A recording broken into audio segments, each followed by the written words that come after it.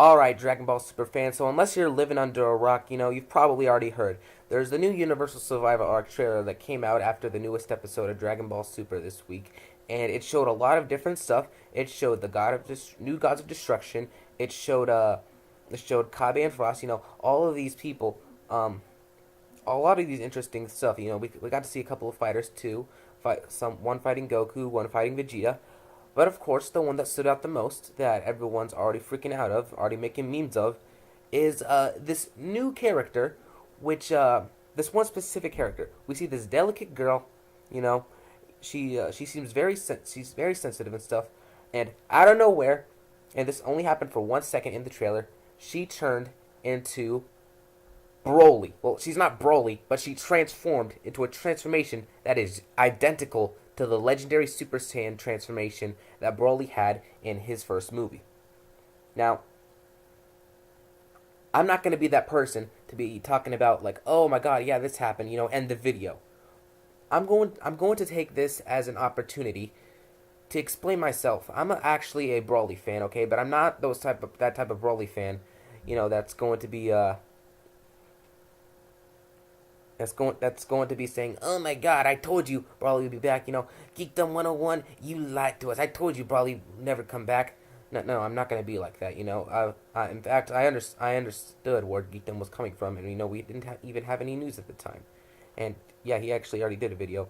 He didn't even say what I said, how I quoted him as. Don't even quote me on anything that Geekdom says. What Geekdom says is Geekdom says.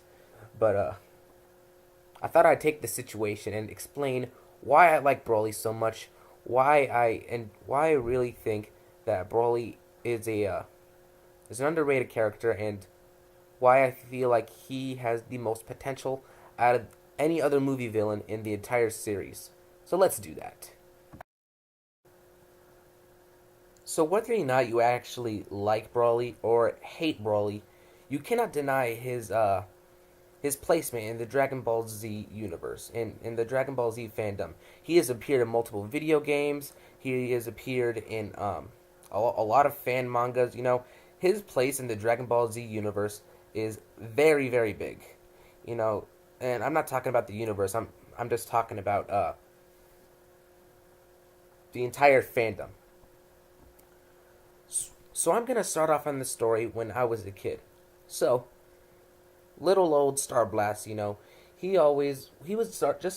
just finished reading the entire Dragon Ball Z manga after picking up all of the issues from the library, because little old Hish, he didn't exactly know how to watch the anime at the time, because you see, I didn't have a computer at the time, nor did I have my own phone.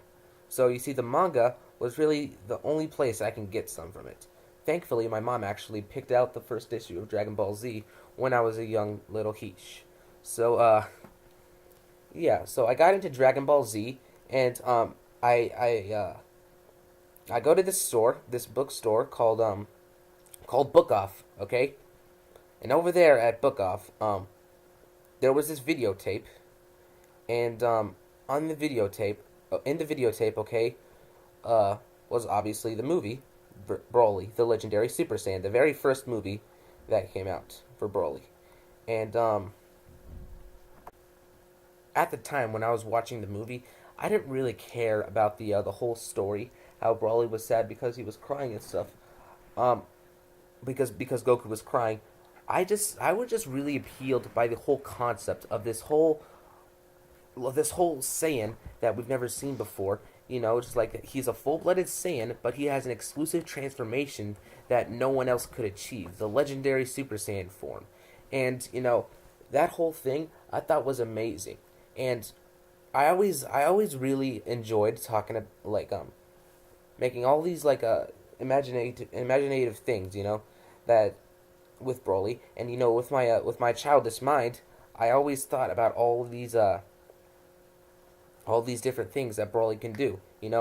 Broly, I feel, had the most potential of any character in Dragon Ball Z. Now, if you watch Expert Games video, and like if you're just a frequent viewer of Expert Games, you would know that his favorite character is Oob, not because of his place so far in the Dragon Ball Z universe is because of the amount of potential that he has in him.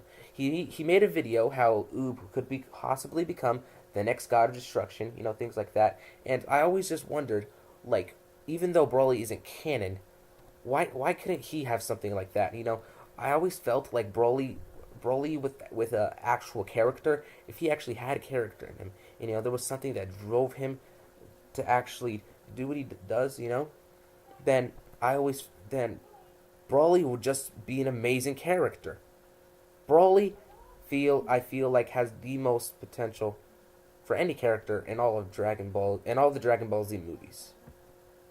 I think the biggest factor that really made Broly stand out from any other Dragon Ball Z villain was his character design.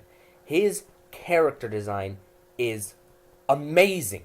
He's a muscular guy, and he has this wicked, like, Super Saiyan hair that's all goes out, which is just like Trunks. Because if you don't know, Broly's inspired off of Trunks when he was fighting Cell, and his hair, obviously Broly's hair, it goes off to be green because it's legendary. And what I really think that the whole hate place where all of Broly's hate comes from is they always see Broly for what he is. They don't actually think about what he can be, and you know that's really why Broly is probably, you know, his most of his fandom is kids, and, you know, people that really liked him when he was young, when they were young, when those kids were young. I'm messing up my, and that's really what Broly means to me as a character in general in the Dragon Ball Z universe. If you guys have any questions about Broly, you know, that I can answer them in the comment section below. Don't forget to like, share, and of course subscribe. And of course, if you like stop motions, I don't know. I just told you to do everything.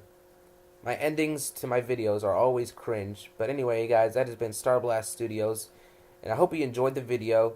And I'll see you guys in the next one.